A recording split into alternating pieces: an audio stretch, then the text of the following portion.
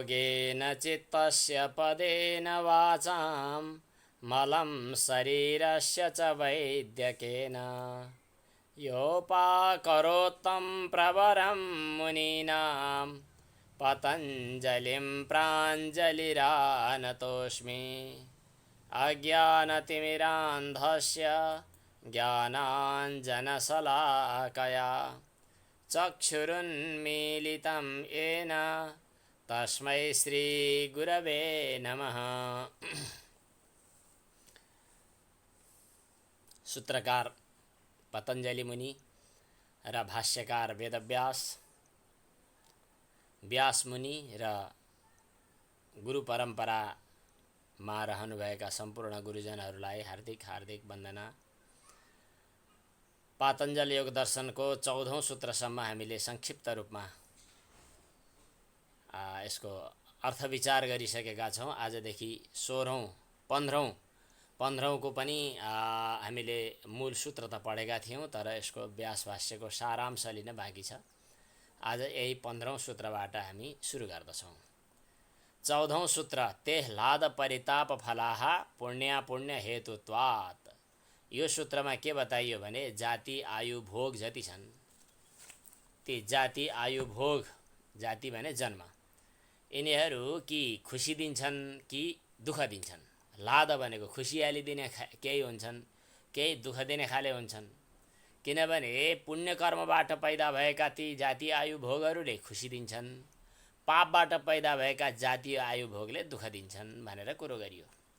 अब यसपछि मनमा शङ्का हुन्छ, खुसी दिने संस्कार त राम्रै हुन्, दुःख दिने संस्कारलाई चाहिँ डढाउनु पर्यो, खुसी दिने संस्कार त बाँकी राखे हुन्थ्यो कि?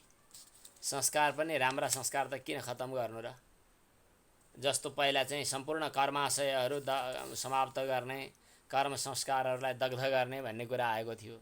सबै संस्कारलाई किन हटाउने र दुःखप्रद दुःख दिने खाले जाति आयु भोगलाई चाहिँ समूल उन्मूलन गरौँ।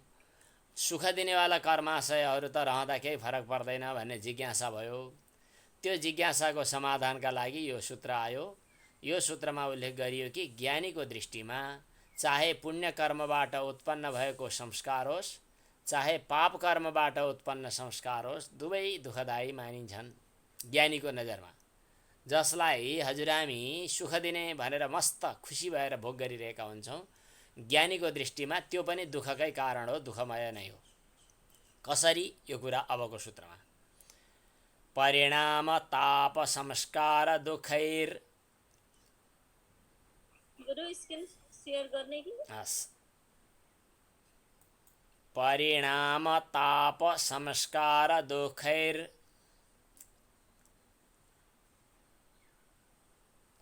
परिणाम ताप संस्कार दुखैर गुणवृत्ति विरोधाच्च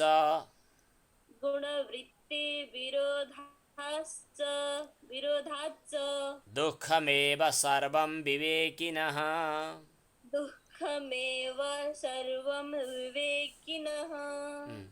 परिणाम ताप संस्कार दुःखैः।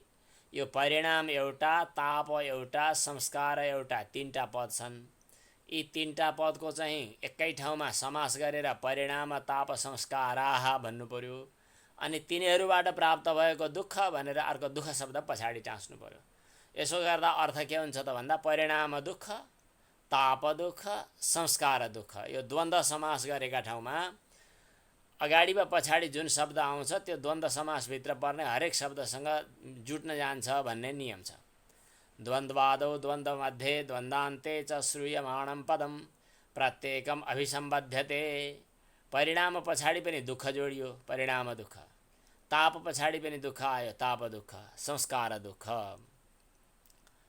यी तीन प्रकारका दुःखहरू सबैमा, चाहे त्यो पुण्य कर्मबाट पैदा भएको राम्रो फल दिने संस्कार होस्, चाहे पापबाट पैदा भएको नराम्रो फल दिने संस्कार होस्, जुनसुकैमा पनि परिणाममा दुःख अनि तापको दुःख र संस्कारको दुःख हुने भएको हुनाले यिनीहरू राम्रा पनि नराम्रा पनि, सुख पनि दुःख पनि सबै दुःखै हुन्।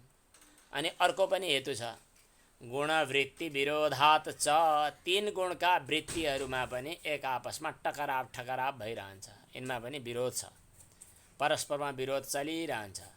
त्यसकारणले कर्मफलहरू चाहे राम्रा हुन् चाहे नराम्रा हुन्, ज्ञानीको नजरमा सबै दुःख।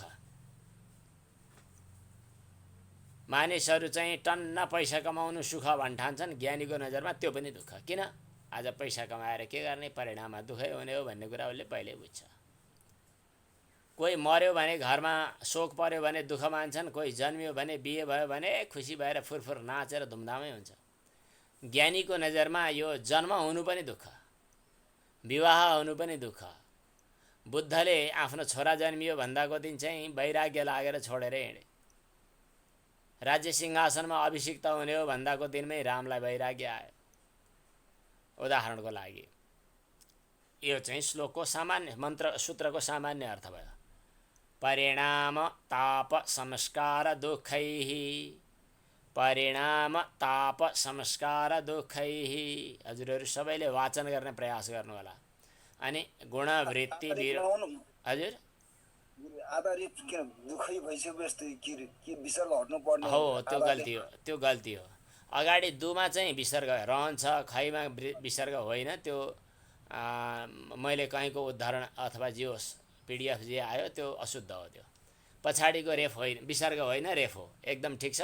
छुट्याएर पढ्छु भन्ने हो भने रेफ नपढेर विसर्ग मात्रै पढ्न सकिन्छ, तर पद छुट्याउँदा जोड्दाखेरि चाहिँ फेरि दुखैर गुणवृत्ति यति हो, दुखैहिर त्यस्तो हुँदैन। एकदम ठिक भन्नुभयो। परिणाम ताप संस्कार दुखैर गुणवृत्ति विरोधाच, छुट्याएर भन्दा फेरि दुखैहि अनि गुणवृत्ति विरोधात् च, यो छुट्टै। विवेकिनः, विवेकी व्यक्तिको दृष्टिमा सर्वम दुःखमेव, सबै दुःखमय नै छ। अब यसको भाष्यमा प्रवेश गर्नुभन्दा अगाडि सामान्य अर्थ विचार गरौँ। परिणाम दुःख भनेको के हो त भन्दा आज कमाइ गरेको चिज भोग्ने बेला पछिसम्म दुःख दिन्छ। अहिले भोग्ने बेलामा त ठिक ठिकै छ, तर परिणाममा दुःख दिन्छ। जस्तै मिठो खायो, एकदम रसभरी मजासँग खायो, अब परिणाममा सुगर लागेको थियो, भोलि गएर के हुन्छ भन्न सकिँदैन। अथवा चाहिँ पेटमा असर गर्छ, विभिन्न समस्याहरू आउँछन् भनेपछि भोगकालमा ठिकै लागेको छ, तर पछि गएर यसले दुःख दिन्छ।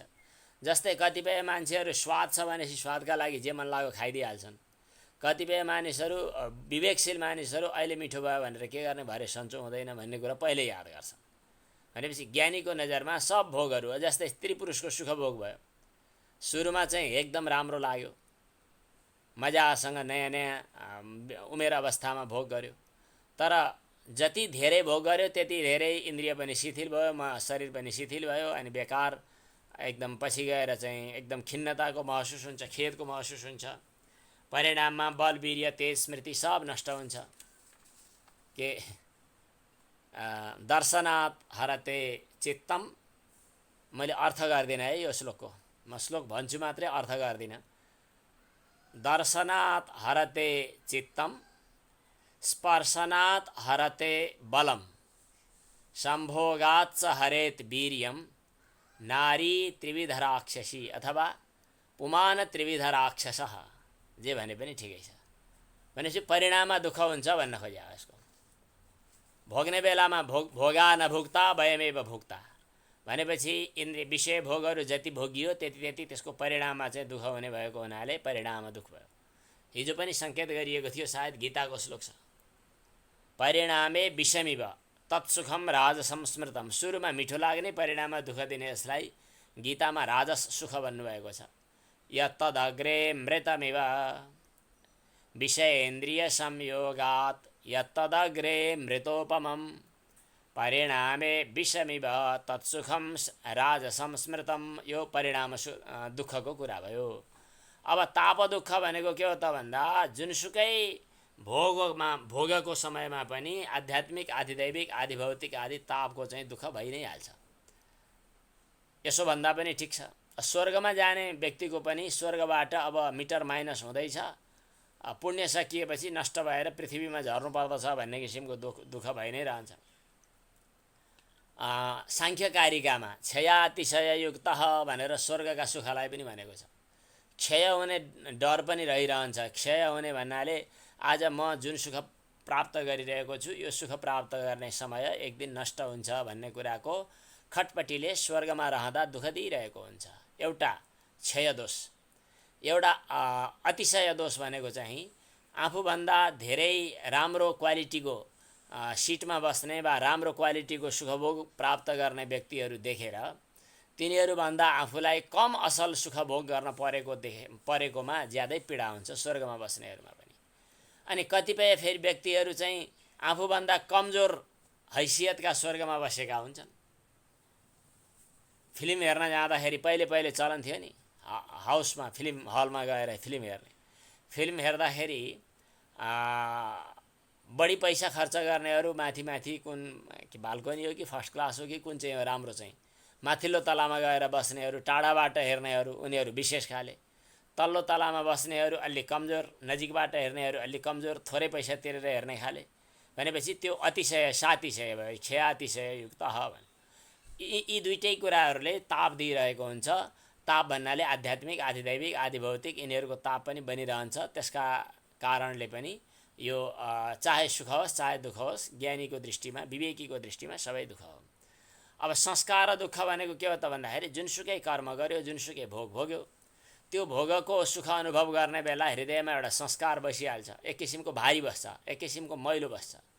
राम्रो सुकिलो कपडा लगाएर खेतबारीमा काम गर्न गयो भने कपडामा केही न केही मैलो टाँसिहाल्छ भने जस्तै कुनै पनि भोग्ने बेला अथवा काम गर्ने बेलामा संस्कार केही न केही थपिहाल्छ र संस्कार चाहिँ जब बस्यो भने त्यसले भोलि गएर दुःखको हेतु भइ नै हाल्छ। जस्तै कसैसँग धन सम्पत्ति थिएन, केही छैन, बरु धन सम्पत्ति आज आएपछि यसलाई भोग्ने हो, भोग्न पाए हुन्थ्यो, मलाई चाहिएको थियो भन्ने संस्कार बस्यो। अब त्यो नष्ट हुँदा झन् बढी दुःख आयो। मलाई यो थियो, यो चाहियो भनेर भोगाशक्ति झन् बढ्छ, अर्को जन्मसम्मका लागि त्यो दुःखको कारण हुन्छ। यी तीनटा कुरा भए। अब गुणवृत्ति विरोध भनेको त सत्वगुणको, रजोगुणको, तमोगुणको काम एक आपसमा भिन्न भिन्नै छ। प्रकाश, ज्ञान, सुख जस्ता छुट्टा छुट्टै गुणका वृत्तिहरू छन्, तिनीहरूले विरोध गर्दछन् एक आपसमा। जस्तै औषधि खाँदा पनि एउटा औषधिले रिएक्सन गर्छ भने जस्तै एन्टिबायोटिकहरू खानी नखानी एउटा औषधि खाँदाखेरि ल एसिडिटी बढ्छ त्यस कारणले अर्को चाहिँ पेन्टाप खानु पर्यो भने जस्तै एउटा गुणको आधिक्य हुँदा अर्काकोमा आउँदा अर्काको, यिनीहरू चाहिँ एक आपसमा चाहिँ टकराव भइरहने भएको हुनाले पनि दुःखै हुन्छ। यस प्रकार विवेकीको दृष्टिमा यो कर्मफल भोग गर्नु अथवा संस्कार भइसकेपछि संस्कारको कर्मफल भोग गर्नु हर तरहले चाहिँ दुःखका कारण हुन्छन्। दुःखमेव सर्वं विवेकिनः गीतामा आएको छ, यही संस्पर्शजा भोगाः दुःख यो न एवते आद्यन्तवन्त कौन्तेय नतेषु रमते बुधः। यो मूलको अर्थ तात्पर्य थियो। यो अलिकति बाहिर हजुरहरूलाई भन्न पनि सजिलो हुन्छ, व्याख्या गर्न पनि सहज हुन्छ भनेर यो बोध भइरहेका कुरालाई पनि पुनः स्मरण गराएँ। अब भाष्यकारले संक्षेपमा के भन्नुहुन्छ यो पुरै गर्दा अलि लामै छ, छोटोमा म यसलाई बताउँछु। अब सुख वा दुःख अथवा भनौँ न सुखानुभव रागले युक्त भएको, रागानुविद्ध हुन्छ अनि चेतन अचेतन साधनको अधीनमा पनि हुन्छ। यी सर्वस्यायम सबैको लागि सुखानुभव जो संस्कारको परिणाम भोग्नुपर्ने हो, यो चाहिँ के हुन्छ त सुखानुभव कस्तो हुन्छ त पछाडि चाहिँ सुखानुभव रागसँग जोडिएको हुन्छ। राग हुनु पर्यो, सुखको अनुभव गर्ने बेला त्यसभित्र राग आएर थपिन्छ। अनि त्यसपछि चेतन साधनाधीन कि चेतन साधन कि अचेतन साधन। कतिपय गाडी घोडा इत्यादि चाहिँ गाडी अथवा घर इत्यादि अचेतन साधनहरू पनि साथमा आवश्यक पर्लान्। कतिपय चेतन साधनहरू स्त्री पुरुष अनि बच्चा बच्चीहरू इत्यादि चेतन साधनहरू पनि आवश्यक पर्लान्, यिनीहरूको अधीनमा छ। अनि त्यसपछि चाहिँ रागजः कर्माशय, त्यहाँ रागजन्य कर्माशय छ, कर्मको थलो, कर्मको आशय। त्यसकारणले के गर्दछ त भन्दाखेरि सुख साधनानि तथा च द्वेष्टि दुःख साधनानि, दुःखका साधन भयो भने रिस उठ्छ, ओहो यो त मलाई चाहिएन, हुँदैन भन्छ अनि मोहित हुन्छ। त्यसकारणले द्वेषबाट मोहबाट पनि कर्माशय तयार भएको हुन्छ। दुःख साधनभूत विषयबाट द्वेष गर्दछ र तिनीमा मोहित हुन्छ। त्यसकारणले द्वेषज मोहज कर्माशयहरू पनि हुन्छन्। यो अगाडि बताइ पनि सकिएको छ। प्राणीहरूको उपघात नगरिकन फेरि कुनै विषय भोग पनि हुँदैन। हामीले घरका भोजन पानी बनाउँदा खेती कमाई गर्दा पनि कुनै धेरै हिंसाहरू हुन्छन् भनेर गृहस्थहरूले यज्ञ गर्दाखेरि हिंसाजनित दोषहरू पञ्चसूनाजनित सकल दोषोपशान्त्यर्थम पञ्चमहायज्ञैर अहम यक्षे पञ्चमहायज्ञ गर्नु भन्ने क्रममा पञ्चसूना 5वटा पापहरू भइ नै रहन्छन् भन्ने छ। कुनै न कुनै ढङ्गले कसैले कसैको उपघात नगरिकन हिंसा नगरिकन भोग हुन सक्दैन। त्यसकारणले चाहिँ हिंसाकृत कर्माशय हिंसाबाट हुने कर्म संस्कार पनि बनेकै हुन्छ त्यतिखेर।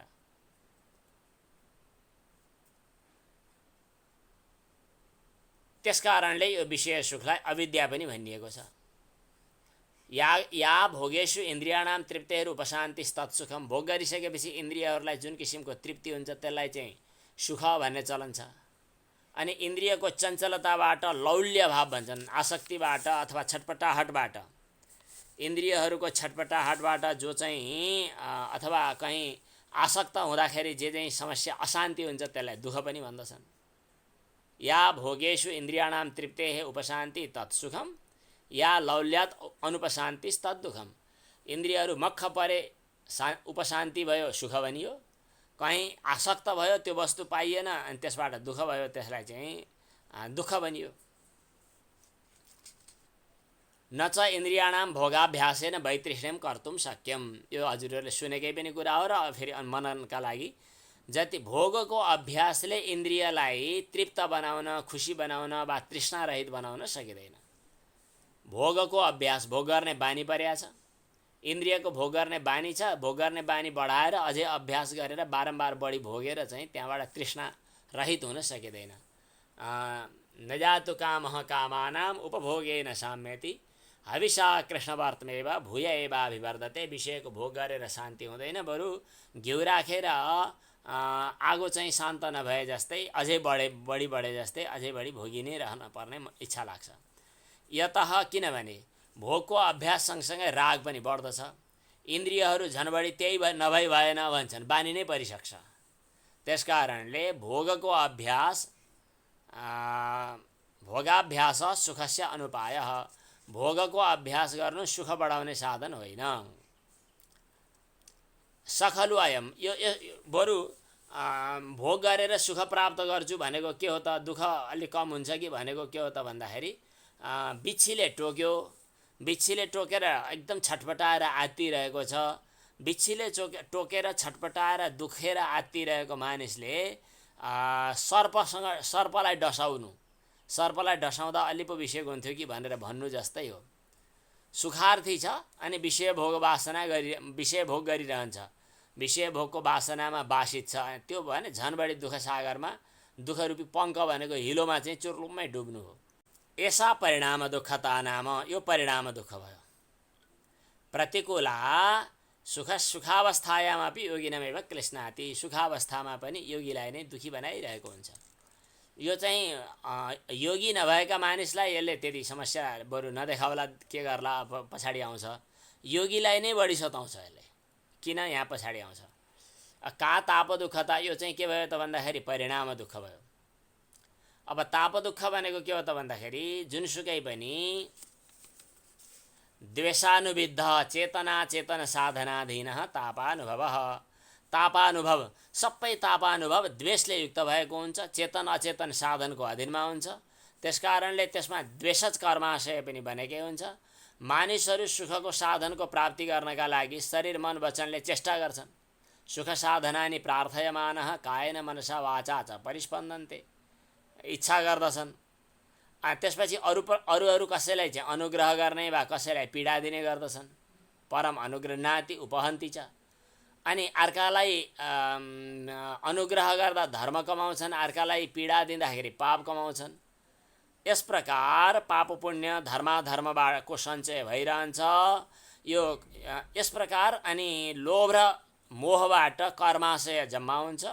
यही कर्माशयबाट जम्मा हुने पीडा जो हो यसलाई ताप दुःखता भनेर बताइयो। ताप दुःखता पनि दोस्रो भयो। अब संस्कार दुःखता भनेको के हो? का पुनः संस्कार दुःखता भन्दाखेरि सुखानुभवात् सुख संस्काराशय, दुःखानुभवादपि दुःख संस्काराशय।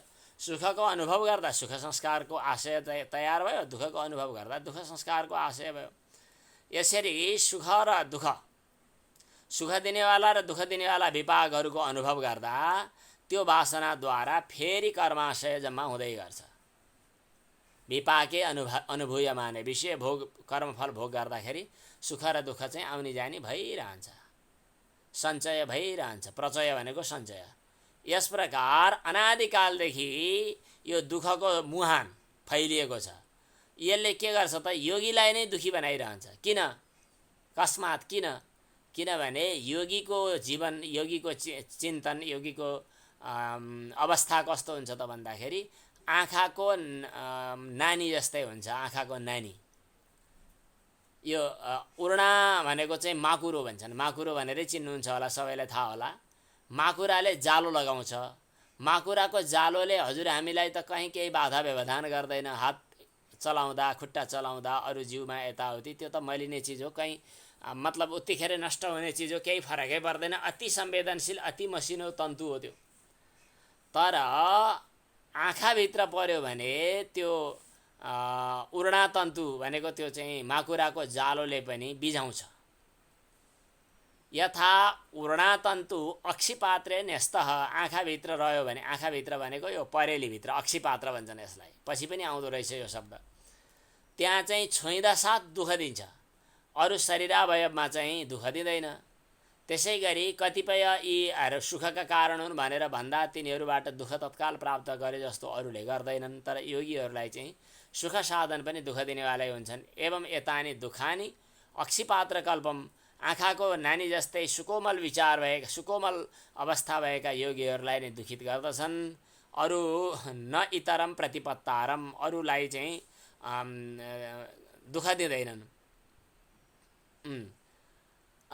जसरी माकुरोको जाल आँखामा पर्यो भने स्पर्शद्वारा दुःख दिन्छ, त्यसै अरू अङ्गमा दुःख आँखामा पर्दा दुःख दिन्छ, अरू अङ्गमा दुःख दिँदैन। त्यसै गरी यी परिणाम ताप संस्कार दुःखहरूले चक्षुगोलक जस्तै, आँखा इन्द्रिय जस्तै कोमल हृदय भएका योगीहरूलाई दुःख दिन्छन्। अरूलाई चाहिँ त्यति नगर्लान् त छुट्टै कुरा भयो। किनभने अरू व्यक्तिहरू त के गर्छन् त भन्दा अनादिकालदेखि चलिआएको आफ्नो कर्मद्वारा कमाइएको स्वकर्मोपाहृतम दुःखलाई चाहिँ लिने, भोग्ने, त्याग्ने गरिरहन्छन्। आउँछ, जान्छन्, फेरि पाउँछन्, फेरि जान्छन्।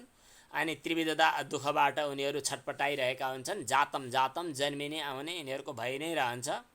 यिनीहरूले यो त्यही दुःखै पाइरहनुलाई चाहिँ मजा मान्छन्, दुःखै पाइरहनुलाई मजा मान्छन्। यहीँनिर हो कि एकजना कोही टिकाकारले कसैको कथा लेखेको, इन्द्र महाराजले एकपटक, सायद यो कोमलनाथ अधिकारी कि कसको होइन कि अधिकारी कसैको टिका छ, त्यहाँ टिकामा कतैको कथाको उद्धरण गरेको जस्तो मलाई सम्झना छ। इन्द्र महाराजले एकपटक सपना देखेछन्। सपना देख्दा सुँगुर बुङ्गुर बनेको, के सुँगुर बनेको देखेछन्। धेरै बच्चा बच्चीहरू पनि रहेछन्। अनि देवताहरू आएछन्, तिनलाई सम्झाएछन्, तिमी त यस्तो सुँगुर भएर बस्न मिल्दैन, यो सुँगुर शरीर त्याग।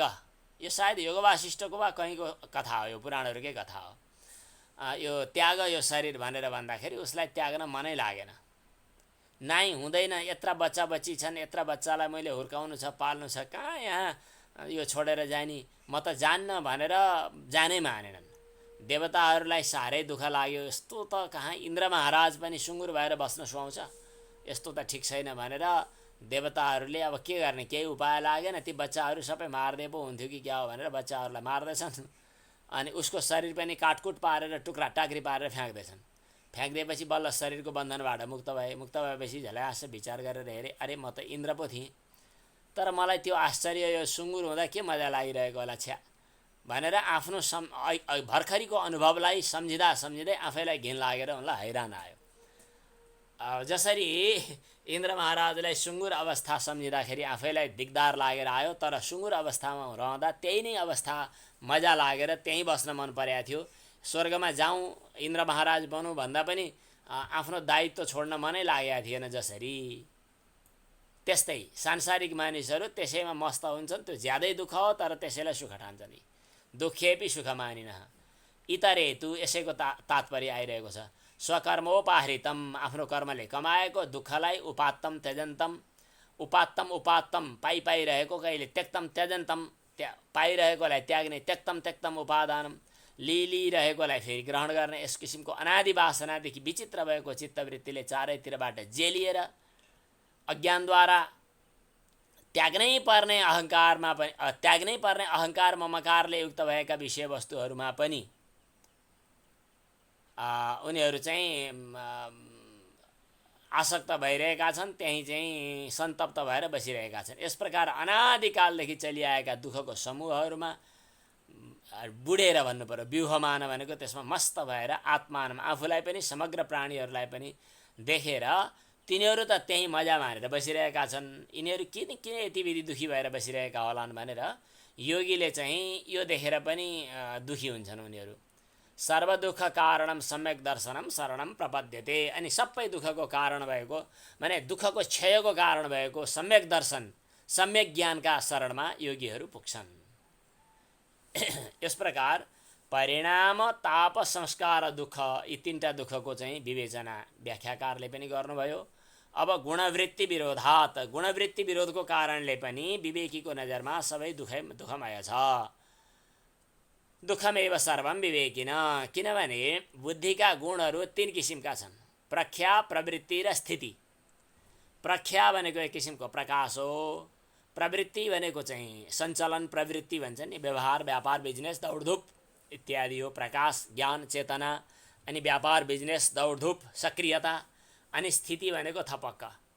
प्रकाशम च प्रवृत्तिम च मोहमेव च पाण्डव, न वेत्ति सम्प्रवृत्तानि न निवृत्तानि काङ्क्षति। यो गीतामा पनि आएको छ क्यार। प्रख्या, प्रवृत्ति, स्थिति रूप भएका बुद्धिका गुणहरू छन्। परस्परानुग्रह तन्त्री भनेको परस्परमा उपकार गर्ने, उसले उसलाई तवाप्यर्धम ममाप्यर्धम विघ्नम मा कुरु पण्डित भन्छन्।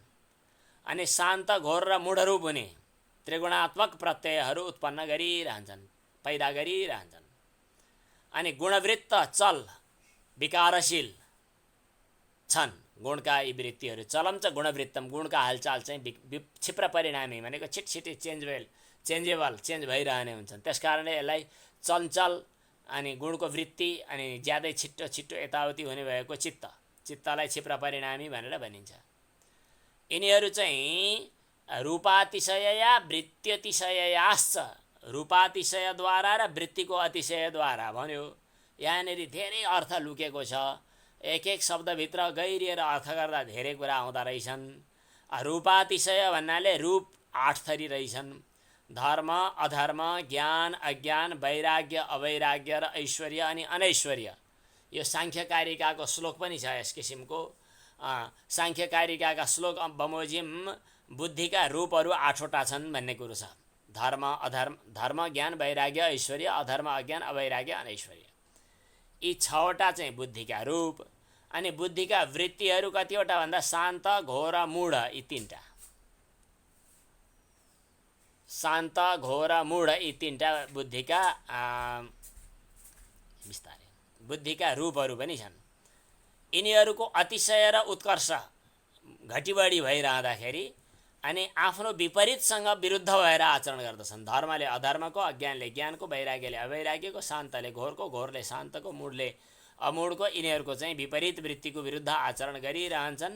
यिनीहरू एक आपसमा खटपट छटपट गरिरहन्छन् भने चाहिँ चलम च गुणवृत्तम क्षिप्र परिणामे चित्तमुक्तम रूपातिशयया वृत्त्यतिशययाश्च परस्परेण विरुध्यन्ते, एक आपसमा विरोधी छन् अनि एक आपसमा उसको विरोधी छन्। यिनीहरू इतरेतराश्रयण उपार्जित दुःखको मोह प्रत्ययाः, एक आपसमा आश्रित भएर अनि चाहिँ परस्परमा यी गुणसमूहहरू परस्परमा आश्रित भएर अनि सुख दुःख मोह यिनीहरू बनाइरहन्छन्।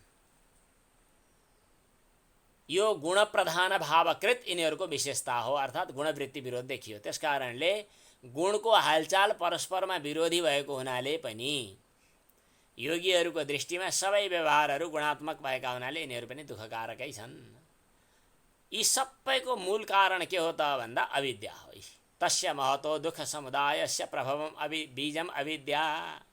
सबैको मूल कारण अविद्या हो। यो कुरो पत्तो लगाउनु चाहिँ अविद्या हो रहेछ फसाउने भन्ने कुरा थाहा पाउनु चाहिँ सम्यक दर्शन हो। यो सम्यक दर्शन भनेको ठिक दर्शन, ठिकसँग हेर्नु। यो नै अभाव हेतु भनेको यो दुःख समुदायलाई निमिट्यान्न पार्ने कारण हो, समाप्त पार्ने कारण हो।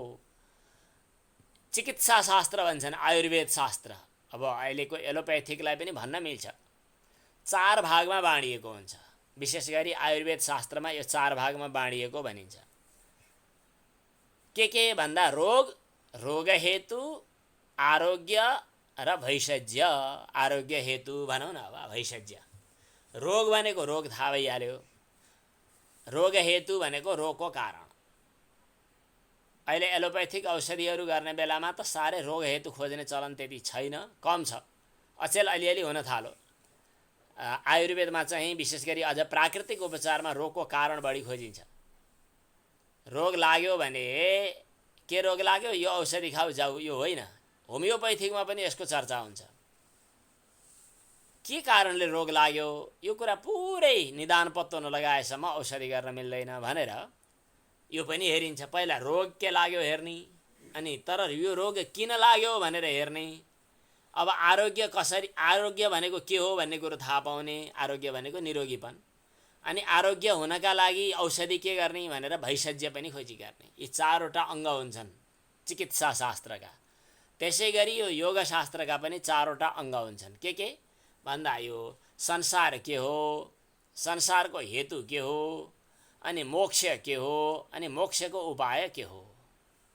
यसैलाई अर्को भाषामा पनि भन्न सकिन्छ, हेय हे हेतु हान हानोपाय। हेय भनेको त्याग्न योग्य भएको चिज, हेय हेतु भनेको त्याग्नु पर्ने कारण अथवा हेय हुनुको हेतु। हेय माने त्याज्य वस्तु हुनुको कारण। जस्तै रोगको हेतु भनियो नि, रोग लाग्नुको कारण भने जस्तै त्यो हेय हुनुको कारण हेय हेतु। अनि हान भनेको चाहिँ त्यसको आत्यन्तिक निवृत्ति, अनि हानोपाय। जस्तै हेय के हो त भन्दाखेरि दुःख बहुल संसार हो हेय। दुःखै दुःख भएको यो संसारलाई हेय भनिन्छ। अनि प्रधान र पुरुषको चाहिँ संयोगलाई हेयको हेतु भनिन्छ। हेय भने संसार हुनुको कारण के हो, प्रकृति र पुरुषको भेटघाट, तालमेल, साँठगाँठ।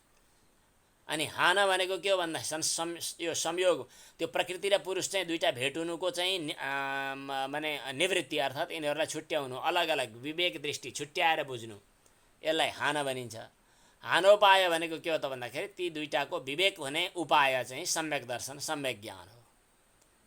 यस प्रकार यो चिकित्सा शास्त्रको चाहिँ योग शास्त्रको पनि 4वटा अङ्ग छ। तत्र हातु स्वरूपम, यिनीमध्ये हान हानोपाय, हेय हे हेतु 4वटा कुरा भए। यी 4वटा कुरामध्ये एउटा हाता भन्ने हुन्छ। हाता भनेको जसले त्याग्नु पर्ने हो त्यो पुरुष, हाता। पिता भन्छन् नि, पिता, माता, हाता, कर्ता, धाता भने जस्तै हाता। हातुहु भनेको हाताको अर्थात् कर्ताको माने पुरुषको। स्वरूपम रूप, उपादेय पनि हेय पनि हुन सक्दैन। ऊ चाहिँ हेयोपादेय वर्जित छ। किन हेय हान भएदेखि त्यसलाई हेय के अरे हेय पनि भन्न मिल्दैन र उपादेय पनि भन्न मिल्दैन। केलाई, हातालाई। किनभने हेय मान्यो भने उच्छेदवाद अर्थात् सबै समाप्त हुने स्थिति आउँछ। उपादेय मान्यो भने हेतुवाद भन्ने स्थिति आउँछ। यी दुईटैमा समस्या छ। त्यसकारणले दुवैलाई वास्ता नगर्ने। के भन्ने त भन्दा शाश्वतवाद भनेको नित्य आफ्नो स्वस्वरूप हो, बस त्यसलाई अनुभव गर्ने, यही नै सम्यक दर्शन हो। अलि लामै थियो, तैपनि सारांश निक्ल्यो कि जस्तो लाग्छ। यसमा केही विचार विमर्श गर्नु छ भने। हजुर, जुन हेय मलाई कन्फ्युज भएको छु। हेय हेतु भन्छन्, हेय भने दुःख भने हैन र हेयको अर्थ के? हेय भनेको त्याग्न योग्य शब्दको अर्थ यति बुझ्ने। के हो त्याग्न योग्य? यहाँ के त्याग्न योग्य के छ त भन्दाखेरि दुःखै दुःख बढी भएको यो संसार त्याग्न योग्य छ, अथवा दुःख नै त्याग्न योग्य। दुःख भन्दा हुन्छ, दुःख धेरै भएको कारणले संसार हेय। यहाँ शब्द चाहिँ यसरी बतायो, दुःख बहुल संसारो हेय भाष्यकारको भनाइ हो। त्यो भाष्यकारको भनाइ भएको हुनाले चाहिँ त्यसलाई पनि हामीले टिपेको, तर ठिकै हो, दुःख नै हेय हो। दुःखको कारण पनि भनिन्छ कि दुःख छ दुःखको कारण त्यो चाहिँ दुःख भयो हेय। दुःखको कारण भनेको चाहिँ के हो त भन्दा हेय हेतु। दुःखको कारण के हो त भन्दा प्रकृति पुरुषको भेटघाट संयोग, त्यसलाई हेय हेतु भन्ने। हजुर, अब हान भनेको चाहिँ तिनीहरू अलग अलग हुनु, छुट्टिनु। संयोग नै चाहिँ हेय हो भने संयोगबाट हट्नु चाहिँ हेय, नहुनु चाहिँ हान भयो। हेय नहुने उपाय चाहिँ सम्यक हान उपाय भयो। भाष्यकारकै भनाइ छ व्यासको, ठिकै छ। अब अगाडि बढौँ। अब त्यसकारणले योग शास्त्र, यो त बौद्ध दर्शनमा पनि आएको छ, चिकित्सा शास्त्रमा पनि आयो, योग दर्शनमा त झन् प्राचीन चिन्तन हुँदै हो। तदेतत् शास्त्रम, त्यसकारणले यो योगशास्त्रलाई चतुर्व्यूहम, 4 अङ्गको, 4 प्रकारको, 4 किसिमको, 4 ढङ्गमा बाँडिएको भनेर मानिएको छ। अब ती 4वटा के त भन्दा हेय, हेय हेतु, हान र हानोपाय। यी 4वटा मध्ये हेय कुन हो भनेर अब सोध्न थालियो। हेयम दुःखम अनागतम। अहिलेसम्म के भयो त भन्दाखेरि हामीले के पढ्यौँ त भन्दाखेरि जाति आयु भोगबाट के थाहा भयो भने सम्पूर्ण कर्म विपाकहरू दुःखरूपै हुन्। यिनीहरूलाई समूल उन्मूलन गर्नै पर्दछ, चाहे सुख दिने खाले देखियोन् चाहे दुःख दिने किसिमका देखियोन्। सुख दिने भए पनि दुःख दिने भए पनि दुईटै दुःख दिनेवाला हुन् भनेर योगी ज्ञानीहरूले बुझ्दछन्, विवेकीले। त्यसकारणले तिनीहरूलाई चाहिँ मूलसहित समाप्त गर्नै पर्यो। केलाई? कर्म विपाकलाई, कर्माशयलाई, कर्म संस्कारलाई समाप्त गर्नु पर्यो। तिनलाई त्याज्य बनाउनका लागि, तिनलाई त्याज्य हो भनेर सिद्ध गर्नका लागि अब यी क्रमशः यिनीहरूको कुराहरू अब वर्णन गर्नु पर्यो। हेय भनेको के हो त? अघि हामीले बतायौँ त्यहाँ भाष्यकारले त दुःख हेतु संसार हेय भनेर लेख्नुभयो। अब यहाँ टीकामा चाहिँ अनागतम दुःखम हेयम भनेर भन्नुभयो। हेय भनेको त्याग्न योग्य। हेयम दुःखम अनागतम, उच्चारण। हेयम दुःखम अनागतम। अनागतम भनेको नआएको, अर्थात् आउन बाँकी रहेको, नआएको, हामीले भोग्नु नपरेको जो दुःख हो त्यो दुःख चाहिँ हेय भनेको अब नष्ट गर्न योग्य छ, समाप्त गर्न योग्य छ। अनागतम भनेको जो दुःख आएको, आगत भनेको आएको, अनागत भनेको नआएको, नआएको, आइ नपरेको, हात नलागेको दुःख जो हो त्यसलाई चाहिँ हेय गर्नुपर्दछ। यो प्राय योग दर्शन हुन त अब दार्शनिक विवादका विषयहरू, प्राचीन कालको संवाद गहिराई विषयहरू कठिन त हुने नै भए, तर मूलतः यसको कठिन हुनुभित्र मुख्य कारण चाहिँ यसका शब्दहरू, पारिभाषिक शब्दहरू, प्रसिद्ध शब्दहरू फ्याट्ट दिमागमा अलि आइपुग्दैन अनि अलि गाह्रो गाह्रो जस्तो लाग्छ। हान, हानोपाय, हेय, हेय हेतु इत्यादि शब्दहरू, त्यस्ताहरू धेरै शब्द अगाडि पनि गइसके हामीले, जो हामी चर्चा गरिसक्यौँ। यी शब्दहरूको तात्पर्य बुझेपछि सहज पनि होला। अनागतम दुःखम हेयम। अब अहिलेको जन्मभन्दा पहिले धेरै धेरै धेरै दुःखहरू हामीले भोगिसक्यौँ। भोगिसकेका दुःखहरू भोगि नै सकियो। अब तिनको बारेमा केही चिन्ता गर्नु परेन। खाएको खाइ त सकियो, अब के भन्ने? त्यसका सम्बन्धमा केही विचार गर्ने कुरो आएन। अब वर्तमान कालमा जो दुःख छ त्यो दुःख चाहिँ अहिले भोग्न सुरु गरिसकियो। अब भोग्नै थालिसकिएको अहिले दुःख भइ नै रहेको दुःख त उतिखेर समाप्त हुन्छ। एकैछिनमा भोगिसकेपछि सकिन्छ भनेपछि यसका बारेमा पनि के चिन्ता गर्नु र? अब रह्यो कुरा के त भन्दाखेरि वर्तमानको पनि चिन्ता गर्नु परेन। एकैछिन भोगेपछि आफै समाप्त भइहाल्छ। त्यसको समाप्तिका लागि पनि धेरै चिन्ता गरिरहनु परेन। अब चिन्ता कसको गर्ने त भन्दा जुन दुःख अहिलेसम्म हात लागेको छैन, परिआएको छैन, अब आउनेवाला छ, आउन सक्ने सम्भावना छ, त्यस्ता दुःखलाई उपायद्वारा निराकरण गर्नु पर्यो। यही नै हेय हो। हेयम दुःखम अनागतम। अब भाष्यकार भन्नुहुन्छ तदेतत् शास्त्रम चतुर्व्यूहम अभिधीयते। यो योगशास्त्रलाई चतुर्व्यूह भनिन्छ। यी 4 व्यूहहरूमध्ये अनागत दुःख जो हो त्यो हेय हो। अतीतम दुःखम उपभोगेन अतिवाहितम। अतीत दुःख जो हो त्यो, अतीत भनेको बितेको दुःख जो हो त्यो उपभोग गरेर समाप्त भइ नै हाल्यो। अतिवाहित भनेको भोग गरिसक्यो, त्यसलाई हेय भन्नै परेन। न हेय पक्षे वर्तते, त्यसलाई हेय भन्नै परेन। वर्तमानमा जो दुःख भोगिरहेको छ यो पनि स्वक्षणे आफ्नै समयमा अहिले भोकका लागि त्यो मेसिनमा चढिसक्यो, एकैछिनमा त्यो अब सकिन्छ, हेय भन्नै परेन। भोकका लागि आरूढ भइसक्यो, मेसिनमा चढिसक्यो। अब जुन कुरा कहिलेकाहीँ हामी कागज प्रिन्ट गर्न थाल्दाखेरि अर्डर गरिसकियो, कागजभित्र छिरिसक्यो, परेन त्यो प्रिन्ट गर्न भनेर अब कागज तान्न मिल्दैन, तान्यो त तान्यो, अब सुरु भयो नि त, रनिङमा छ। त्यस कारणले अब के गर्ने त भन्दा जुन कागज प्रिन्टका लागि अब तयार भएको छैन त्यसलाई निकाल्ने। तस्मात् यदेव अनागतम दुःखम तदेव, अनागत दुःख नै योगीलाई दुःख दिइरहेको छ। किन अक्षिपात र कल्प भनेको अघि भनिसकियो, आँखाको परेलीभित्र त्यो मकडीको जालो चाहिँ माकुराको जालोले जसरी दुःख दिन्छ त्यसै गरी योगीलाई दुःख दिइरहेको छ। अरू प्रतिपत्तालाई त गरेको छैन होला, तर योगीलाई दुःख दिइरहेको छ। त्यस्तो अनागत दुःखलाई नै हेय भनेर मानिएको छ। तदेव हेयताम आपद्यते। अब त्यसो भएपछि दोस्रो आयो, हेयम दुःखम अनागतम। अब हेय हेतु भनेको के हो, यसको पनि ठिकै छ नि अर्थ, अरू केही विशेष छैन होला समस्या।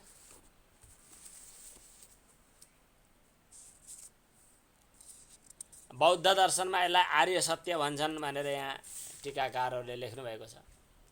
4 आर्य सत्यहरू, 4 आर्य सत्यहरूमा पहिला चाहिँ दुःख आर्य सत्य माने, अनि त्यसपछि चाहिँ दुःखको समुदाय भनेको कारण, दुःख, दुःखको कारण, अनि दुःख निरोध र दुःख निरोधको उपाय। 4वटा आर्य सत्यहरू भनेर चाहिँ बौद्ध दर्शनमा पनि यो कुरो बताइएको रहेछ। अब आयो चाहिँ हेय हेतु भनेको के हो भनेर।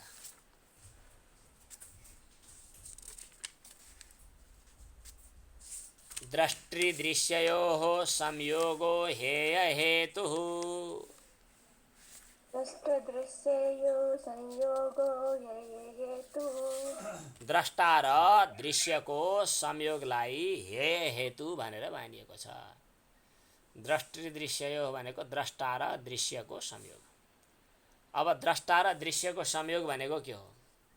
द्रष्टा भनेको चाहिँ पक्कै पनि आत्मा हुनुपर्दछ, अनि दृश्य भनेको चाहिँ प्रकृतिका जन्जाल हुनुपर्दछ। द्रष्टा र दृश्यको संयोग, प्रकृति र पुरुषको भेटघाट। अघि जो हामीले चाहिँ हेयम दुःखम अनागतममा दुःख बतायौँ नि हामीले, हो त्यो दुःखको कारण के हो त भन्दाखेरि द्रष्टा र दृश्यको संयोग, अर्थात् प्रकृति र पुरुषको भेटघाट। प्रकृति र पुरुषको भेटघाट भने पनि भयो, जड र चेतनको ग्रन्थि भने पनि भयो। यिनीहरूको नाश हुनु नै दुःखबाट निवृत्ति हुनु हो, यसको तात्पर्य यति नै हो।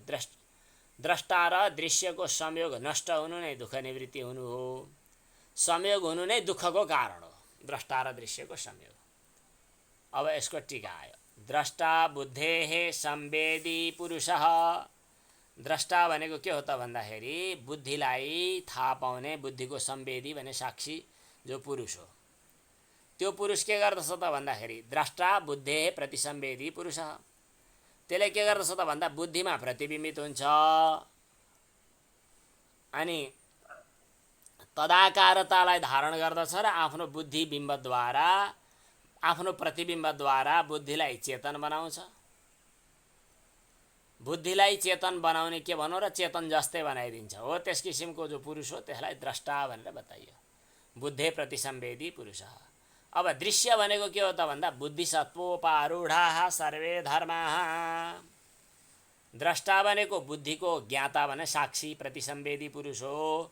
दृश्य भनेको के हो त भन्दाखेरि बुद्धिको सत्वमा चढेका, बुद्धिमा आरूढ भएका जति पनि गुणहरू छन्, सर्वे धर्माः सबै धर्महरू, अर्थात् बुद्धि सत्वोपारूढ सबै धर्महरूलाई चाहिँ दृश्य भनेर बताइयो।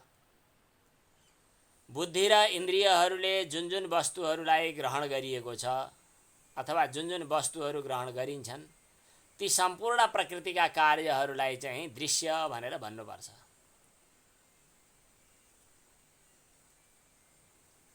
अब बुद्धि समेतलाई पनि दृश्य भन्नुपर्छ। तदेतत् दृश्यम अयस्कान्त मणिकल्पम। यो दृश्य कस्तो छ त भन्दाखेरि पारसमणि जस्तै छ। अयस्कान्त मणि भन्छन्, यो पारसमणि जस्तै छ। सन्निधि मात्रोपकारी, जो नजिकमा आएको छ त्यसको उपकार गर्ने, अर्थात् त्यसमा चाहिँ आफ्नो स्वरूप दिने, अर्थात् उसको धर्म आफूले लिने, यस्तो यस्तो गर्दछन्। दृश्यत्वेन स्वम्भवति पुरुषस्य दृशिरूपस्य स्वामिनः। दृशिरूप भएका स्वामी पुरुषको चाहिँ आफ्नो बन्छ त्यो। दृश्यत्व धर्मद्वारा दृश्य स्वरूप भएको अर्थात् द्रष्टा पुरुषको स्व बन्छ त्यो दृश्य बुद्धि। अनि स्वभावतः प्रतिलब्ध भएको कारणले स्वतन्त्र भने पनि अर्काको निमित्त भएको हुनाले यसलाई परार्थ भएको हुनाले परतन्त्र भन्न पनि मिल्छ। अनुभव कर्म विषयताम आपन्नम अन्य स्वरूपेण प्रतिलब्धात्मकम स्वतन्त्रमपि। यो स्वतन्त्र भएर पनि यो बुद्धि कस्तो छ त भन्दाखेरि अनुभवको विषय भयो, कर्मको विषय भयो, अनुभव कर्मको विषय भयो। त्यसकारणले अन्य स्वरूपेण प्रतिलब्धात्मकम भनेको अन्य स्वरूपमा प्रतिलब्धात्मक छ, प्रतिलब्ध भएको छ, तर पनि स्वतन्त्र छ। स्वतन्त्र भए पनि परार्थको हो त्यो, किनभने पराधीन छ। तयोर दृग्दर्शन शक्तियो हो। अब एउटा द्रष्टा भयो पुरुष, अनि दृश्य भयो प्रकृतिका कार्यहरू, बुद्धि, बुद्धिदेखि लिएर यावत कुराहरू जति जति विषय बनाइन्छ, विचार गरिने विषय बनाइन्छ, ती सबै चाहिँ दृश्य भए। ती दृक् र दर्शन शक्तिको अनादिकालदेखि चलिआएको जति पनि सम्बन्ध हो त्यसलाई चाहिँ नि दुःखको कारण भनेर मानिएको छ। दृक् शक्ति र दर्शन शक्तिको अनादि पुरुषार्थजन्य जो संयोग हो त्यो संयोगलाई हेतु अर्थात् दुःखको कारण हो भनेर बताइएको छ। तयोर दृक् दर्शन शक्तियो हो अनादि अर्थकृतः संयोग हेतुर दुःखस्य कारणम। यो कुरा भाष्यकार व्यासले भन्नुहुन्छ, यो कुरा मैले मात्रै भनेको होइन, अझ प्राचीन आचार्यहरूले भनेका छन् भन्ने छ। टीकाकारले लेख्नुभएको रहेछ कतिपय ठाउँमा। यो पञ्चशिखाचार्यका भनाइलाई पञ्चशिख नाम गरेका आचार्य जो साङ्ख्यकारिका साङ्ख्य परम्परामा पनि आउँछ जसको नाम, उनको भनाइ हो यो। के आयो त भन्दाखेरि तत् संयोग हेतु विवर्जनात् स्यात् अयम आत्यन्तिको दुःख प्रतिकारः भनेर। बुद्धिका साथ पुरुषको संयोगको हेतुलाई विशेष रूपले वर्जना गर्दा यो आत्यन्तिक दुःखको प्रतिकार हुन्छ। तत्संयोग हेतु विवर्जनात् भनेको प्रकृति र पुरुषको संयोगको कारणलाई पत्तो लगाएर त्यसलाई त्यागिदिइसकेपछि यो दुःखको निराकरण, दुःखको समाधान चाहिँ आत्यन्तिक रूपमा हुन्छ। किन हुन्छ त भन्दाखेरि परिहार्य जो दुःख हेतु हो, परिहरण गर्न, नाश गर्न मिल्ने दुःखको हेतु हो, त्यसको प्रतिकार देखिन्छ। दुःखको कारण देखियो भनेपछि त्यसलाई हटाउन मिल्छ भनेको। दुःखको कारण पत्तो लाग्यो भने त्यसलाई हटाउन मिल्छ। कसरी हटाउने त? उदाहरणको लागि एउटा दृष्टान्त दिन्छन्। अब पैतालो बाटोमा पहिले चप्पल जुत्ता नलगाइकन हिँड्नु पर्थ्यो। बाटोमा खाली पैताला हिँड्नु पर्दाखेरि काँडाले बित्छ। काँडाले बित्छ भनिसकेपछि अब यहाँ के हुँदो रहेछ त भन्दा एउटा भेद्य हुँदो रहेछ। कसलाई को भेद्य भन्दा पैताला। अनि भेदक अथवा भेत्ताको हो त भन्दा काँडा। काँडाले पैतालालाई कोप्यो भन्नु पर्यो। पादतलस्य भेद्यता कण्टकस्य भेतृत्वम। अब भेत्ता र भेद्य यी दुईटा छन्। अब काँडाले पैतालालाई भेटेपछि नकोपेर छोड्दैन, कोप्छ नै। तर यसको परिहार हुन सक्छ। कसरी सक्छ त भन्दा या त पैताला काँडा भएको ठाउँमा नराख्ने, या त जुत्ता लगाएर हिँड्ने। कण्टकस्य पादानधिष्ठानत्वम, पैताला काँडा भएको ठाउँमा नराख्ने, अथवा राख्नै पर्ने हो भनेदेखि काँडा पनि भाँच्ने गरी दरो किसिमको जुत्ता लगाएर पैताला राख्ने। कण्टकस्य पादानधिष्ठानम पादत्राण व्यवहितेन वा अधिष्ठानम एतत्रयम यह वेदः। यी तीनटा कुरालाई जसले बुझ्छ। तीनटा कुरा भनेको के? भेदक, भेद्य र परिहार। यहाँ भेदक के हो त भन्दा काँडा, भेद्य के हो त भन्दा पैताला, परिहार भनेको के हो त भन्दा जुत्ता लाउनु अथवा पैताला खुट्टा भए मतलब काँडा भएको ठाउँमा नराख्नु। एतत्रयम यह वेद, जसले यी तीनटा कुराहरू पत्तो लगायो त्यसले चाहिँ यो प्रतिकारको सुरु गर्यो। प्रतिकार भनेको त्यसलाई हटाउने कामको सुरु गर्यो। अनि त्यसले भेदजन्य दुःख प्राप्त गर्दैन। किन प्राप्त गर्दैन त भन्दा त्रित्वोपलब्धि सामर्थ्यात्, उसमा यो त्रित्वको उपलब्ध गर्ने सामर्थ्य देखा परेको छ। त्रित्व भनेको के त भन्दाखेरि भेद्य भेदक र परिहार रूपमा परिहार रूप धर्मलाई प्राप्त गर्ने सामर्थ्य उसमा रहन्छ। अत्रापि अब यस प्रसङ्गमा पनि यो हाम्रो दृष्टान्त हो, त्यो त जुत्ता खुट्टा काँडा जुत्ता चाहिँ के अरे दृष्टान्त हो। अत्रापि भनेको दार्ष्टान्तिकमा पनि यहाँ दार्ष्टान्तिकमा कुरा गर्नु पर्दाखेरि के हुन्छ त भन्दाखेरि रजोगुण तापक भयो, सत्व तप्य भयो। किन तपिक्रिया कर्ममा आश्रित छ, त्यो कर्म सत्वमा छ, त्यस कारणले सत्व तप्य भयो। यस प्रकार सन्ताप हुने भयो, ताप चित्तमा भइरहेको छ। तापकस्य रजस सत्वमेव तप्यम, किनभने तपिक्रिया कर्मस्थ हुन्छ, सत्व कर्ममा तपिक्रिया छ। अपरिणामी निष्क्रिय क्षेत्रज्ञ आत्मामा चाहिँ तपिक्रिया पनि छैन है। तपिक्रिया हुने त सत्वमा हो, सत्वगुणाश्रितमा हो। किनभने दर्शित विषयत्वात्, आत्मा चाहिँ दर्शित विषयत्व भएको हुनाले के दर्शित विषयत्वात् सत्वे तु तप्यमाने, माने विषय दर्शित भएको हुनाले सत्व तप्य भएपछि तदाकारानुरोधी भनेको त्योसँग तदाकाराकारित बनेको हुनाले पुरुष पनि तप्य जस्तै जस्तै तप्त जस्तै जस्तै अनुतप्त झैँ झैँ देखियो।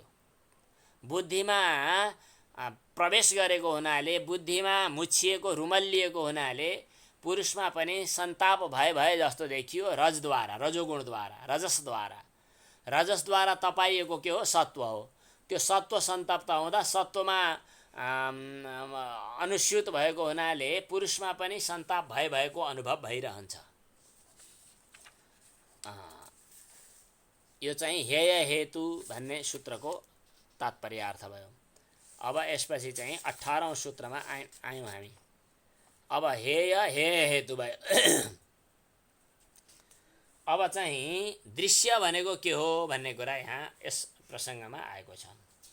द्रष्टा दृश्य र यिनीहरूको संयोग भनेर अघिल्लो सूत्रमा बताइएछ। दृष्टि दृश्ययो संयोगो हेय हेतु भन्ने सूत्र आएछ। अब यसमा द्रष्टा भनेको के हो भनेर हामीले पुरुषलाई लियौँ। द्रष्टा धेरै व्याख्या गर्नु नपर्ने भएको हुनाले द्रष्टाको बारेमा धेरै कुरा आएन। अब दृश्य भनेको के हो त भन्ने कुरा यहाँ आयो। द्रष्टा दृश्य र तिनीहरूको संयोग भनेको छ। अब हामी दृश्यको खोजीमा जाने। प्रकाश क्रिया स्थितिशीलम भूतेन्द्रियात्मकम भोगापवर्गार्थम दृश्यम। अब अर्को हो यहाँ आयो। प्रकाश क्रिया स्थितिशीलम उच्चारण गर्नुहोस्। प्रकाश क्रिया स्थितिशीलम भूतेन्द्रियात्मकम भूतेन्द्रियात्मकं भोगापवर्गार्थम दृश्यम। भोगापवर्गार्थं दृश्यम्। अब यी तीनटा गुणका स्वभाव हुन्छन्। के अरे अब तीन किसिमका गुण पनि हुन्, सत्वगुण, रजोगुण, तमोगुण। यी गुण र यिनका कार्यहरू जो देखिने सुनिने जति जति छन् यिनीहरू सबै चाहिँ पञ्चमहाभूत इन्द्रियहरू यी सबै दृश्य हुन्। यिनीहरू चाहिँ आत्मालाई भोग दिन र मोक्ष दिनका लागि तयार भएका हुन्। यिनको प्रयोजनै त्यति हो। यी सब दृश्यभित्र पर्दछन् भन्यो। दृश्यभित्र पर्नेको पहिला बानी व्यवहार बताउँदैछन्। के प्रकाश अनि क्रिया र स्थिति। प्रकाश भनेको चाहिँ उज्यालोपन, बोध, चेतना। क्रिया भनेको चाहिँ छटपटाहट, दौडधुप इत्यादि। अनि स्थिति भनेको थपक्क बस्ने, केही नगर्ने स्थिति। यी तीनटा चाहिँ शील अर्थात् स्वभाव छ जसको। प्रकाश स्वभाव भएको सत्वगुण, क्रिया स्वभाव भएको रजोगुण, स्थिति स्वभाव भएको तमोगुण। यस किसिमको। अनि भूतेन्द्रियात्मकम भनेको भूत र इन्द्रिय नै छ, आत्मा अर्थात् स्वरूप जसको। आत्म शब्दको अर्थ स्वरूप। पञ्चमहाभूत र इन्द्रियहरू नै जसको स्वरूप छ त्यस्तो। अनि भोगापवर्गार्थम भनेको पुरुषका लागि भोग दिन र मुक्ति अपवर्ग भनेको मोक्ष दिनका लागि चाहिँ जो तयार भएको छ अर्थात् जसको प्रयोजन छ भोगापवर्गार्थम, त्यसलाई के भनिन्छ त भन्दाखेरि दृश्यम भनेर भनिन्छ। प्रकाश क्रिया स्थितिशीलं भूतेन्द्रियात्मकं भोगापवर्गार्थम दृश्यम।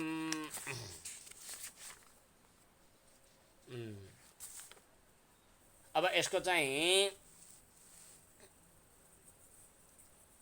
अब टीका थोरै व्याख्याहरू संक्षेपमा हेरौँ। हाम्रो समय त भइ नै पोसकेछ। प्रकाशशीलं सत्वं क्रियाशीलं रजः स्थितिशीलं तमः। यसको अर्थ के भयो त भन्दाखेरि सत्वगुण चाहिँ प्रकाशशील छ, रजोगुण क्रियाशील छ अनि तमोगुण चाहिँ स्थितिशील छ। यी सबै गुणहरू एक आपसमा परस्परमा एते गुणाः परस्पर उपरक्त प्रविभागाः, एक आपसमा उसको प्रभाव उसमा उसको प्रभाव उसमा परिरहन्छ। अनि यिनीहरू संयोग विभागवाला धर्मवाला छन्। संयोग विभाग भनेको कोही यता संयुक्त छ, कोही उता विभक्त छ, यस्तो भइरहन्छ। अनि त्यसपछि चाहिँ इतरेतरोपाश्रयेण उपार्जित मूर्तयः, यिनीहरू चाहिँ अन्योन्याश्रित छन् र मूर्ति उत्पादन गर्दछन्। उपार्जित मूर्ति भनेको पृथ्वी आदि मूर्ति पैदा गर्दछन्। जस्तै पृथ्वीबाट पृथ्वी मात्रै हुन्छ भन्ने छैन। पृथ्वी जल तेज वायु आकाश सबैको सम्मिश्रणबाट पृथ्वी पैदा भयो। स्थूल पृथ्वी पैदा हुँदा त चाहियो नि भने जस्तै यी गुणहरू पनि एक आपसमा सत्वम रजस्तमश्चैव रजः सत्वम तमस्तथा यिनीहरूको एक आपसमा सम्मिश्रण भइरहन्छ, अङ्गाङ्गी भाव भइरहन्छ। परस्पराङ्गाङ्गित्वेपि, परस्परमा एउटा अङ्ग भयो भने त्यो मुख्य हुँदैन, अङ्गी भयो भने त्यो मुख्य हुन्छ। अङ्गाङ्गी भएर पनि अभिन्न शक्ति प्रभावः, यिनीहरू अङ्गाङ्गी भाव रहेर पनि यिनीहरूको शक्ति, यिनीहरूको सामर्थ्य, यिनीहरूको विशेषता चाहिँ मिश्रित छैन। यिनीहरू छुट्टा छुट्टै पनि छन्। यिनीहरू तुल्य र अतुल्य जातीय पनि छन्, शक्तिभेदका अनुपाती पनि छन्। अनि प्रधान बेलायाम भनेको चाहिँ आफ्नो हाबी भएको बेलामा कार्य उत्पन्न गर्दछन्। यिनीहरू अप्रधान भएको बेलामा पनि व्यापार मात्रद्वारा प्रधानसँग जोडिएर आफ्नो अस्तित्व देखाउँछन्। प्रधान बेलायाम उपदर्शित सन्निधान, आफू हाबी भएको बेला आफ्नै प्रभाव देखाउँछन्। गुणत्वेपि च व्यापार मात्रेण प्रधानान्तरणीता, आफू गौण हुँदा पनि आफू मुख्य नहुँदा पनि आफ्नो व्यापारले प्रधानसँग पछि अनुस्यूत भएर लागेका छन्। अनुमितास्थिता, यिनको अस्तित्वको अनुमान गर्न सकिन्छ, अस्तित्वको अनुमान गर्न सकिन्छ। अनि त्यसपछि पुरुषार्थ कर्तव्यताद्वारा यिनीहरूले अर्थात् कार्य उत्पन्न गर्ने सामर्थ्य भएको कारणले अयस्कान्त मणि जस्तै, अर्थात् अयस्कान्त मणि भनेको अघि भन्यौँ नि हामीले पारसमणि जस्तै, प्रत्ययम अन्तरेण एकतमस्य वृत्तिम अनुवर्तमान, यिनीहरू चाहिँ प्रत्यय बिना कुनै प्रयोजक नभइकन पनि एउटा कसैको पछि अनुवर्तन गर्दछन्। अर्थात् जोसँग नजिक यिनीहरू पुग्छन् त्यसको प्रभाव यिनमा पर्छ। त्यसकारणले यस किसिमका गुणहरू चाहिँ अयस्कान्त मणिकल्पः प्रत्ययम अन्तरेण एकतमस्य वृत्तिम अनुवर्तमानाः प्रधान शब्दवाच्याः भवन्ति। यिनीहरू प्रधान शब्दवाच्य अर्थात् यिनलाई प्रधान भन्न सकिन्छ। यी सबै गुण हुन्, दृश्य हुन्। यस्ता दृश्यहरू जो रजोगुण तमोगुण सत्वगुणवाला छन्, एक आपसमा सम्मिश्रित हुन्छन्। कोही संयोग हुने कोही विभाग हुने गरिरहन्छन्। आपसमा कहिले कुन हाबी हुन्छ। एउटा हाबी हुँदा पनि अर्काले आफ्नो अस्तित्वलाई पुरै मेटेका हुँदैनन्। आफ्ना आफ्नो स्वभावहरू आफै हाबी हुँदा आफ्नो विशेष प्रभाव, आफू कमजोर परेर अर्को हाबी हुँदा उसमा पनि मिश्रित भएर आफ्नो प्रभाव देखाउने काम गरिरहन्छन्। अनि यिनीहरूले चाहिँ जहाँ जोसँग यिनीहरूको संस्पर्श हुन्छ त्यसका गुणहरूलाई यिनीहरूले टल्काइदिन्छन्, देखाइदिन्छन्, आफ्नो अस्तित्व केही नभए पनि। अनि यिनीहरूले चाहिँ यस्ता खाले जति हुन् यिनीहरू चाहिँ दृश्य भनेर मानिएको छ। तदेतद् दृश्यम भूतेन्द्रियात्मकं भूतभावेन पृथिव्यादिना स्थूल सूक्ष्मेन परिणमते। यो दृश्य भूतेन्द्रियात्मक जो दृश्य हो यो चाहिँ के गर्छ त भन्दाखेरि पृथिव्यादि, पृथ्वी जल तेज वायु आकाश, यिनीहरू चाहिँ स्थूल सूक्ष्म रूपमा परिणत हुन्छन्। त्यसै गरी इन्द्रिय भाव पनि हुन्छ। अनि श्रोत्रादि इन्द्रिय भाव पनि चाहिँ स्थूल सूक्ष्म रूपमा परिणत हुन्छन्। अर्थात् इन्द्रिय भन्नाले ज्ञानेन्द्रिय कर्मेन्द्रिय जो पछाडि आउँछ, पृथ्वी जल तेज वायु आकाश, यिनीहरू स्थूल पृथ्वी जल तेज वायु आकाश, सूक्ष्म पृथ्वी जल तेज वायु आकाश इत्यादि रूपमा परिवर्तन भइरहन्छन्। यिनीहरूको यो बिना प्रयोजनको प्रवर्तन छैन। किन प्रयोजन यिनीहरू प्रवृत्त भइरहेका छन् त? यी दृश्यहरू भन्दा पुरुषलाई अर्थात् आत्मालाई कि भोग दिन कि मोक्ष दिन। जसले भोग खोज्छ त्यसलाई भोगै दिन्छन्, जसले मोक्ष खोज्छ त्यसलाई मोक्ष पनि दिइदिन्छन्। भोग कसरी भन्दा इष्टानिष्ट गुणस्वरूपावधारणम अभिभागापन्नम भोगः भनेको चाहिँ इष्ट अनिष्ट राम्रो नराम्रो यस्ता खाले कुराहरू राम्रा न कस्तो त भन्दाखेरि द्रष्टा र दृश्यको के अरे द्रष्टा र दृश्यको विवेक नभएको कारणले तयार भएको, अनि